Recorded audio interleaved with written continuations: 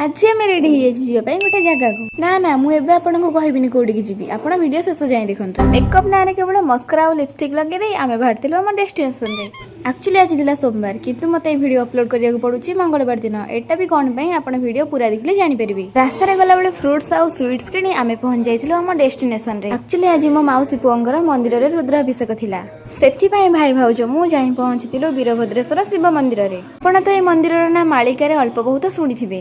मंदिर रे जाई पहुंची ठाकुर को दर्शन करू करू मंदिर रे सेपटे पूजा आरंभ हो जाइथिला। सेठी ठाकुरंगर किछि फोटो उठै सारिबा परे मंदिर चारि पाखे बुलु बुलु गोटे मांगड़ को भी मो कैमरा रे कैप्चर कर देली। तापरे होम आरंभ हो जाइथिला। होम कार्य शेष हवा परे पूजाटी संपूर्ण हो गला। मौसा माउसी विसर्जन काम करिबा परे आमे समस्त आस जाइथिलु खाइबा पई। खाइ सारी आमे समस्त बाहर जाइथिलु हनुमान मंदिर अभिमुखे। आपण जदि जानिचंती एटा को हनुमान मंदिर ताहाले मते कमेंट रे जणांतु। मंदिर रे पहुंची आमे देखु तो हनुमान संगे संगे सेठी जगन्नाथ बलभद्र सुभद्रा भी अछंती। तापरे भाई नै जाइथिला हमकु गोटे जगह को मु तो जाननथिले से जगह कोठी मु भाई को पचारिबारु से कहिला अच्युतानंद पीठ नेमाला। अच्युतानंद होउचंती हम पंचसखा मानक मध्यरु जणे। गोटे जगह प्लान करी एते जगह बुलु बुलु समय संध्या 7टा हो जाइथिला। मो पाखरे समय नथिला सेथि पई आ एडिट करी वीडियो अपलोड करि पार नथिला।